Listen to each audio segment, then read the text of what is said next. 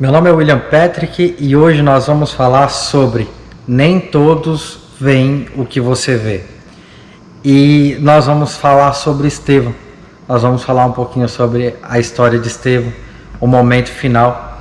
Fique conosco, curta, compartilhe, se inscreva no nosso canal. Em poucos minutos nós vamos estar trazendo para você uma palavra daquilo que recebemos antemão do Senhor. Fique conosco.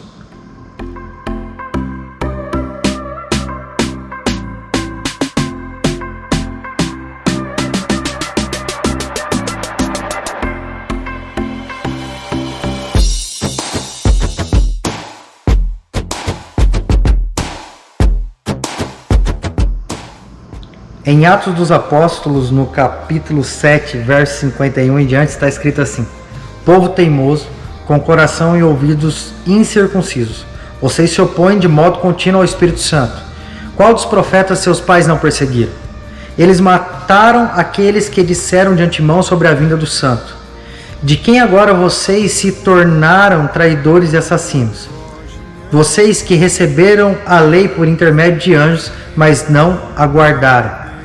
Ouvindo essas coisas, eles ficaram furiosos e rangeram os dentes contra Estevão. Mas ele, cheio do Espírito Santo, olhou para o céu e viu a glória de Deus e Jesus em pé à direita de Deus. Vamos parar aqui. Preste atenção, e hoje eu quero trabalhar esses versículos.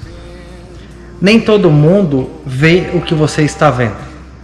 E o diferencial é aquele que está em você, o Espírito Santo. Mas eu quero que você entenda a história de Estevão para a gente chegar nesse ponto da palavra.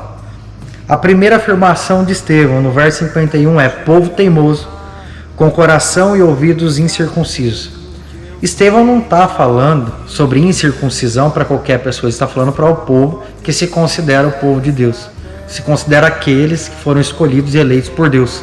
Estevão está falando justamente ao povo cujo o rei mais amado, conhecido por eles, derrotou um gigante só pelo fato de saber o poder da circuncisão que ele tinha, do pacto que ele tinha. Então Estevão está falando para esse povo da seguinte forma: povo teimoso, com coração e ouvidos incircuncisos. O que é não ter pacto no ouvido e no coração?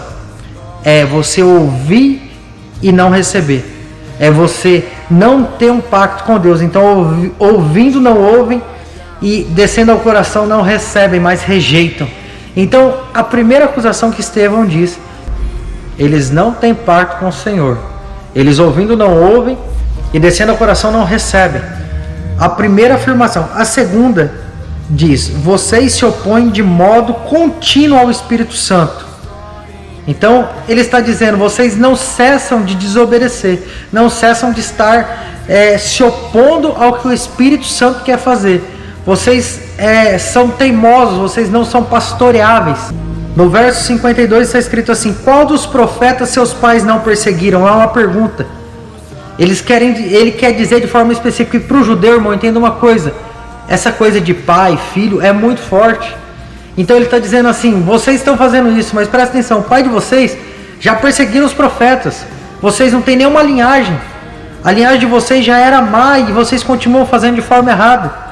Eles mataram aqueles que disseram de antemão sobre a vinda do Santo, de quem agora vocês se tornaram traidores e assassinos.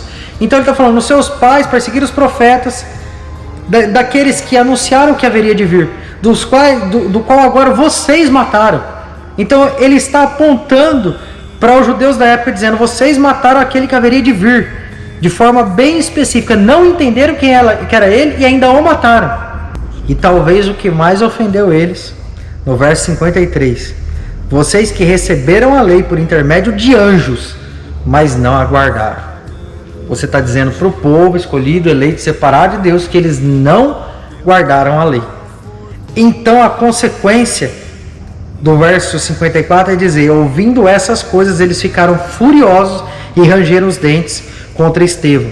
Entenda uma coisa: se você ler Apocalipse, se eu não me engano, capítulo 16, vai dizer que naquele dia eles não se arrependeram dos seus pecados e amaldiçoaram a Deus e morreram. E depois vai falar novamente que eles não se arrependeram dos seus pecados, amaldiçoaram a Deus e morreram. E depois no outro capítulo vai falar também sobre não reconhecer os seus pecados. Entenda uma coisa, irmão, entenda uma coisa: nem todo mundo vê o que você está vendo. No próximo verso vai dizer assim: ouvindo essas coisas, eles ficaram furiosos, rangeram os dentes contra Estevão. Mas ele, cheio do Espírito Santo, olhou para o céu e viu a glória de Deus. E Jesus em pé à destra de Deus. Deixa eu falar sobre isso aqui primeiro. Entenda isso.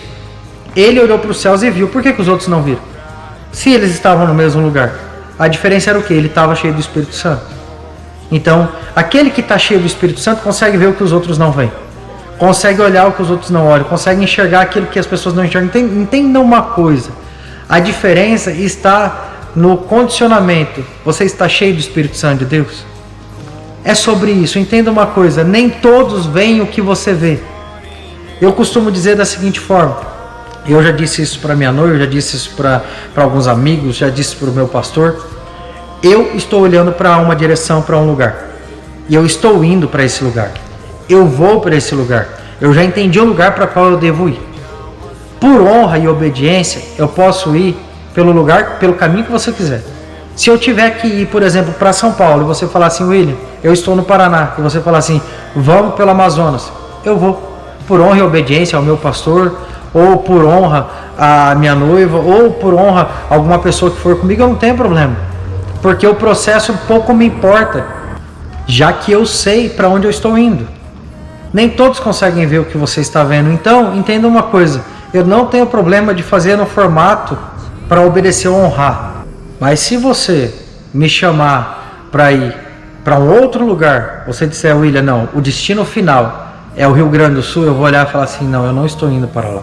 Eu posso ir pelo lugar que você quer que eu vá, por honra, obediência, qualquer outra coisa nesse formato.